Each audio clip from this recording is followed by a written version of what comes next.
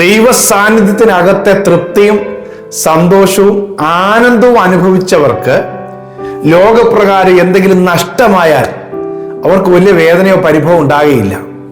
അവരുടെ ആനന്ദം മുഴുവൻ ദൈവസന്നിധിയിൽ നിന്ന് ലഭിച്ച ആ ഒരു സന്തോഷമായിരിക്കും. അതിലായിരിക്കും അവർക്ക് ആനന്ദിക്കാനുള്ളത്. യേശുവിൻ്റെ ശിഷ്യന്മാര് ഒരു 3 പേരെ വിളിച്ചുകൊണ്ടാണ് യേശു മറുവ മലയിലേക്ക് പോയത്.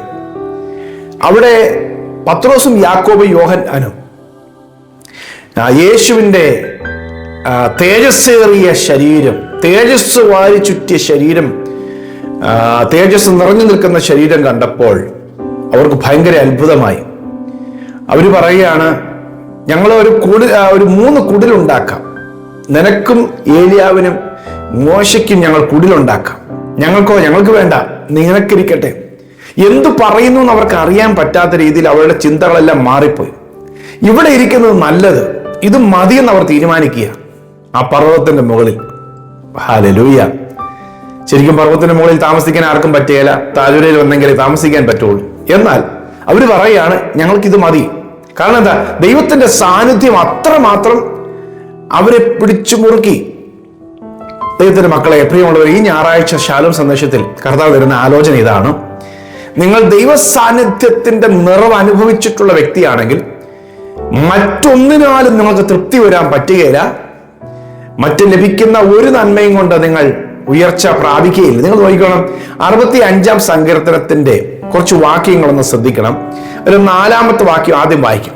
നിന്റെ പ്രാകാരങ്ങളിൽ പാർക്കേണ്ടതിന് നീ തിരഞ്ഞെടുത്ത് അടുപ്പിക്കുന്ന മനുഷ്യൻ ഭാഗ്യവാൻ. ഞങ്ങൾ നിന്റെ വിശുദ്ധ മന്ദിരമായ നിന്റെ ആലയത്തിലെ നന്മ കൊണ്ട് തൃപ്തന്മാരാകും. അപ്പൊ ദൈവസന്നിധിയിലേക്ക് വന്ന് ഒരുത്തനെ അടുപ്പിച്ച് കൊണ്ടുവന്നല്ല, അവന് അടുക്കപ്പെട്ട് കഴിഞ്ഞാൽ അവൻ ഭാഗ്യവാനെന്നാണ് പറഞ്ഞത്. എല്ലാവർക്കും ദൈവത്തിന്റെ സന്നിധിയിലേക്ക് വരാൻ പറ്റുന്നില്ല, അവിടുത്തെ ആനന്ദം അനുഭവിക്കാൻ പറ്റുന്നില്ല. എന്നാൽ ദൈവത്തിന്റെ ഭക്തന്മാർ പറയുകയാണ്, ആരൊക്കെ കൂടുതൽ ദൈവസാന്നിധ്യം ആഗ്രഹിച്ചോ, കർത്താവിനോട് കൂടെ സഞ്ചരിക്കാൻ തീരുമാനിച്ചോ, കർത്താവിന്റെ ആലയത്തിൽ പാർക്കാൻ തീരുമാനിച്ചോ, അവരെല്ലാം അവിടെ വിട്ടുപിരിയാതിരിക്കാനായി പരമാവധി ശ്രമിച്ചു. അവരെല്ലാം വലിയ ആനന്ദം അനുഭവിച്ചു, അനുഗ്രഹം അനുഭവിച്ചു. ഹല്ലേലൂയ. ദൈവം ഭൗതികമായ നിലയിൽ ഒരുപാട് അനുഗ്രഹിച്ച വ്യക്തിയായിരുന്നു ഈ ദാവീദിന്റെ മകനായ ശലോമോനും. അബ്രഹാമോ ഇസഹാക്കോ യാക്കോ എന്ന് പറഞ്ഞാൽ സ്വന്തമായി ലാൻഡ് ഇല്ലാതെ പരദേശികളായി പാർത്തവരാ. കനാൻ ദേശത്ത് അവരുടെ സ്വന്തം സ്ഥലമല്ല, വന്ന് പാർത്തവരായിരുന്നു. അവരുടെ ലാൻഡ് കിട്ടിയിട്ടില്ല. പക്ഷേ ദാവീദിന്റെ സമയമായപ്പോൾ ഇസ്രായേൽ എന്ന് പറയുന്ന വലിയൊരു രാജ്യമായി മാറി. ഒരു സാമ്രാജ്യം പോലെ ഒരുപാട് രാജ്യങ്ങളെ പിടിച്ചടക്കി. അക്ഷരികമായ ഒരു രാജ്യം, വലിയ രാജ്യം. ശലോമോന്റെ കാലം വന്നപ്പോഴേക്കും അതിന് ഏറ്റവും വിസ്തൃതമായ നിലയിൽ ഇസ്രായേൽ രാജ്യം വളർന്നു നിൽക്കുകയാണ്. ദാവീദ് മറ്റു രാജ്യങ്ങളെ പിടിച്ച് കീഴടക്കിയത് കൊണ്ട് ശലോമോന് യുദ്ധം ചെയ്യേണ്ടി വന്നില്ല. അപ്പോൾ ആ ദേശത്ത്, അങ്ങനത്തെ ഒരു രാജ്യത്ത് അവരെല്ലാ സൗകര്യമായി ഏറ്റവും അഭിവൃദ്ധിപ്പെട്ട് ജീവിക്കുന്ന സമയത്താണ് ദാവീദിന്റെ സങ്കീർത്തനങ്ങൾ വായിക്കുമ്പോൾ അദ്ദേഹം കൂടുതൽ ആഗ്രഹിക്കുകയും കൂടുതൽ പ്രാപിക്കുകയും ചെയ്തത് ദൈവസാന്നിധ്യമായിരുന്നു. നന്മയും കരുണയും എൻ്റെ ആയുഷ്കാലം എന്നെ പിന്തുടരും, ഞാൻ യഹോവയുടെ ആലയത്തിൽ ദീർഘകാലം വസിക്കും. ഞാൻ ഇസ്രായേലിൽ പാർക്കും എന്നല്ല പറഞ്ഞത്, യെരൂശലേമിൽ താമസിക്കും എന്നല്ല പറഞ്ഞത്, ഞാൻ യഹോവയുടെ ആലയത്തിൽ ദീർഘകാലം വസിക്കും. അപ്പൊ ഇവരെല്ലാം ദൈവസാന്നിധ്യം കൂടുതൽ കൊണ്ടു നടക്കാനായി ആഗ്രഹിച്ചപ്പോഴാണ് അവരുടെ ഭൗതികമായ നിലവാരത്തിൽ പോലും വലിയ വിശാലത ഉണ്ടായതും സമൃദ്ധി ഉണ്ടായതും. എന്റെ സഹോദരങ്ങളെ, കർത്താവിന്റെ സാന്നിധ്യം കൂടെ കൊണ്ടു നടക്കാൻ താല്പര്യമില്ലാതെ വിടുതൽ പ്രാപിക്കാമെന്നും എളുപ്പ വഴിയിലൂടെ, കുറുക്കു വഴിയിലൂടെ കാര്യമൊക്കെ നേടിയെടുക്കാമെന്ന് ചിന്തിച്ചാൽ ചിലപ്പോഴൊക്കെ കിട്ടിയേക്കാം, പക്ഷെ താൽക്കാലികമായിരിക്കും. എന്നാൽ സകല നന്മകളെക്കാളും വിടുതലിനേക്കാളും സമൃദ്ധിയെക്കാളും ഉപരിയാണ് എൻ്റെ ദൈവമാണ് എനിക്ക് ഒന്നാമത് എന്നുള്ള തിരിച്ചറിവിലേക്ക് നമ്മൾ വന്ന് കർത്താവിനോട് ചേർന്ന് നടക്കാൻ തീരുമാനിച്ചാൽ ബാക്കി എല്ലാ കാര്യവും സോൾവാണ്, ബാക്കി എല്ലാ കാര്യവും പരിഹരിക്കപ്പെടും. ഹല്ലേലൂയ.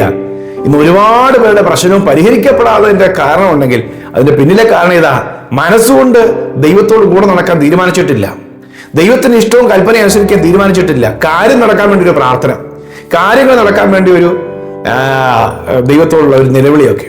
അതിനപ്പുറത്തേക്ക് നടന്നാലും ഇല്ലേലും എന്തു വന്നാലും എൻ്റെ യേശുവിന് വേണ്ടി, ദൈവത്തിന് വേണ്ടി ജീവിക്കും, അല്ലെങ്കിൽ ദൈവത്തോട് കൂടെ സഞ്ചരിക്കും, എനിക്കത് മതി എന്ന് തീരുമാനമെടുക്കുന്നവർ ചുരുക്കമാണ്.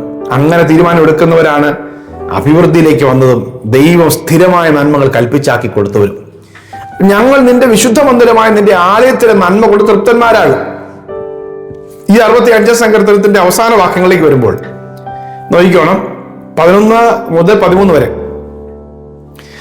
ദൈവം നമ്മുടെ ശൂന്യതകളും എല്ലാ താഴ്ചകളും തകർച്ചകളൊക്കെ ദൈവം അകറ്റിയിട്ട്, നീ സംവത്സരത്തെ നിന്റെ നന്മ കൊണ്ട് അലങ്കരിക്കുന്നു, നിന്റെ പാതകൾ പുഷ്ടി പൊഴിക്കുന്നു, മരുഭൂമിയിലെ പുൽപ്പുറങ്ങൾ പുഷ്ടി പൊഴിക്കുന്നു, കുന്നുകൾ ഉല്ലാസം ധരിക്കുന്നു, മേച്ചിൽപ്പുറങ്ങൾ ആട്ടിൻകൂട്ടം കൊണ്ട് നിറഞ്ഞിരിക്കുന്നു, താഴ്വരകൾ ധാന്യം കൊണ്ട് മൂടിയിരിക്കുന്നു, അവ ആർക്കുകയും പാടുകയും ചെയ്യുന്നു. ഈ പറഞ്ഞ ദൈവത്തിന്റെ ദാസൻ താഴ്വരയിൽ ആടിനെ മേയ്ക്കാൻ പോവുകയോ കൃഷി നടത്തി ധാന്യം സ്വീകരിക്കാൻ പോവുകയോ മറ്റ് ഭൗതികമായ പരിപാടികളിലേക്ക് തിരിഞ്ഞ വ്യക്തിയല്ല. ദൈവത്തിന്റെ ആലയത്തെ നന്മ കൊണ്ട് തൃപ്തനാകുമെന്ന് പറഞ്ഞ കർത്താവിന്റെ സന്നിധി ഇരുന്നപ്പോൾ മരുഭൂമിയിൽ പുൽപ്പുറങ്ങൾ പുഷ്ടി വഹിക്കാൻ തുടങ്ങി, കുന്നുകൾ ഉല്ലാസം ധരിക്കാൻ തുടങ്ങി, മേച്ചിൽപ്പുറങ്ങളിലൊക്കെ ആടുകൾ നിറയാൻ തുടങ്ങി, താഴ്വരകളൊക്കെ ധാന്യ സമൃദ്ധി ഉണ്ടാകാൻ തുടങ്ങി.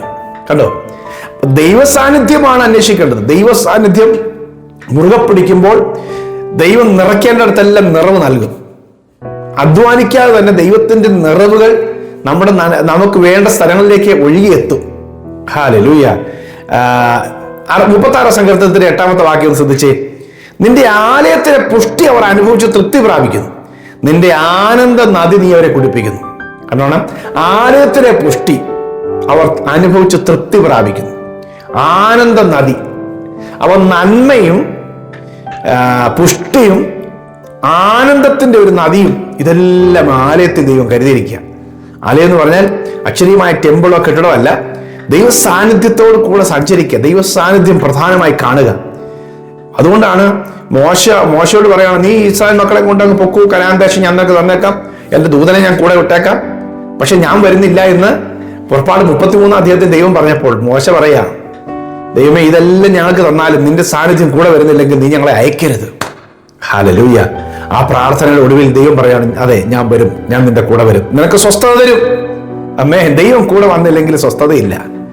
എല്ലാ നന്മയും സമൃദ്ധിയും കൈ വന്നാലും ദൈവം കൂടെ വന്നില്ലെങ്കിൽ സ്വസ്ഥത എന്ന് പറഞ്ഞൊരു കാര്യം കാണുകയില്ല, സമാധാനമായി ജീവിക്കാൻ പറ്റുകയില്ല. എല്ലാം ഉണ്ടെന്ന് പറഞ്ഞാലും അനുഭവിക്കാൻ യോഗമില്ല. ഹല്ലേലൂയ. ആലയത്തിൽ പുഷ്ടിയുണ്ട്, ആലയത്തിൽ നന്മയുണ്ട്, ആലയത്തിൽ ആനന്ദത്തിന്റെ നദിയുണ്ട്. ആമേൻ. 16-ാം സങ്കീർത്തനത്തില് ഭക്തനായ ദാവീദ് പറയുന്ന 11-ാമത്തെ വാക്യത്തിൽ, നീ ജീവന്റെ വഴി എനിക്ക് കാണിച്ചു തരും, നിന്റെ സന്നിധിയിൽ സന്തോഷ പരിപൂർണതയും നിന്റെ വലതുഭാഗത്ത് എന്നും പ്രമോദങ്ങളുമുണ്ട്. ദൈവസന്നിധിയിൽ സന്തോഷത്തിന്റെ പരിപൂർണതയും വലതുഭാഗത്ത് പ്രമോദങ്ങളും ഇത് പ്രാപിക്കാൻ ദൈവം ആഗ്രഹിക്കുന്നു. എൻ്റെ പ്രിയ സഹോദരങ്ങളെ, ഇന്നത്തെ ദിവസം ദൈവത്തിന്റെ സാന്നിധ്യം, ദൈവത്തിന്റെ കൃപ നിങ്ങളുടെ കൂടെ ഇരിക്കട്ടെ, ആനന്ദത്തിന്റെ നദി കുടിക്കട്ടെ, സന്തോഷം നിറയട്ടെ, അനേകരെ സന്തോഷിപ്പിക്കുന്നവരായി മാറട്ടെ. നിങ്ങളുടെ മുഖം കാണുമ്പോൾ, നിങ്ങളുടെ ചിരിച്ച മുഖം കാണുമ്പോൾ മറ്റുള്ളവർക്ക് ഒരു ആശ്വാസം ഉണ്ടാകട്ടെ. ദൈവം നിങ്ങളെ സമാധാനം കൊണ്ട് നിറയ്ക്കട്ടെ. നിങ്ങളുടെ സമാധാനം കവിഞ്ഞു വന്ന് അനേകർക്ക് സമാധാനമായി മാറട്ടെ. ഞാൻ നിങ്ങൾക്കൂടെ പ്രാർത്ഥിക്കാൻ പോവുകയാണ്. ആലയത്തിലെ നന്മ കൊണ്ട് ദൈവം തൃപ്തന്മാരാക്കാൻ പോകുകയാണ്. ഹല്ലേലൂയ. ദൈവം നിങ്ങളെ തിരഞ്ഞെടുത്ത് കർത്താവിനോട് ചേർത്ത് ദൈവം കൊണ്ടുവരികയാണ്. ദൈവം നിങ്ങൾക്ക് വേണ്ടുന്ന സമൃദ്ധി, നിങ്ങൾ എത്തിപ്പെടേണ്ട, നിങ്ങൾ പണിതുണ്ടാക്കേണ്ട കാര്യങ്ങളിലെല്ലാം ദൈവം തന്നെ ഇടപെട്ട് സമൃദ്ധി നൽകാൻ പോവുകയാണ്. നിങ്ങൾ ദൈവത്തിന്റെ സന്നിധി ഇരിക്കുക, നിങ്ങൾ പ്രാർത്ഥിക്കുക, ദൈവമുഖം അന്വേഷിക്കുക, ദൈവപ്രസാദം തേടുക.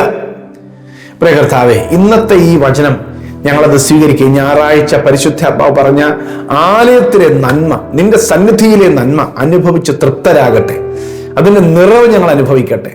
കർത്താവ്, നിന്റെ ആലയത്തിൽ നിന്റെ സാന്നിധ്യം കൂടുതൽ കൊതിച്ച് നിന്റെ കാഴ്ചവിട്ടിരിക്കുമ്പോൾ ഞങ്ങൾക്ക് വേണ്ട നന്മകൾ വരേണ്ട കർത്താവെ, കുന്നുകളിലും താഴ്വരകളിലും കർത്താവെ, മറ്റ് ഇടങ്ങളിലെല്ലാം മേച്ചിൽപ്പുറങ്ങളിലും എല്ലാം ഞങ്ങൾക്ക് നന്മ നിറച്ചു തരാൻ പോകുന്നതിനായി നന്ദി. അവിടെയെല്ലാം സമൃദ്ധി ഉണ്ടാകട്ടെ.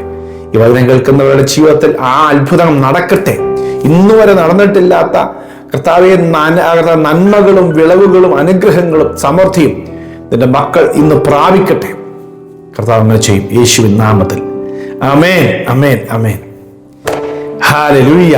ഈ ഞായറാഴ്ച എല്ലാ ഞായറാഴ്ചയും പോലെ രാത്രി ഇന്ത്യൻ സമയം 10 മുതൽ 11 വരെ ഓൺലൈൻ വർഷിപ്പ് ഉണ്ട്. നിങ്ങൾക്ക് വേണ്ട സ്പെഷ്യൽ സന്ദേശമുണ്ട്, ദൂതുകളുണ്ട്. നിങ്ങൾ ജോയിൻ ചെയ്യുക. ഇന്ന് രാത്രി 10 മുതൽ 11 വരെ. അതിൻ്റെ സൂമിൻ്റെ ഐഡിയും പാസ്വേഡും ലിങ്കും ഒക്കെ നമ്മുടെ ചാനലിൻ്റെ ഡിസ്ക്രിപ്ഷനിലുണ്ട്. ഇല്ലെങ്കിൽ നിങ്ങൾക്ക് നമ്പറിൽ മെസ്സേജ് അയച്ചാൽ മതി, നിങ്ങൾക്ക് അയച്ചു തരാം. ജോയിൻ ചെയ്യുക, ഈ സന്ദേശം ഷെയർ ചെയ്യുക. God bless you. Have A very blessed Sunday.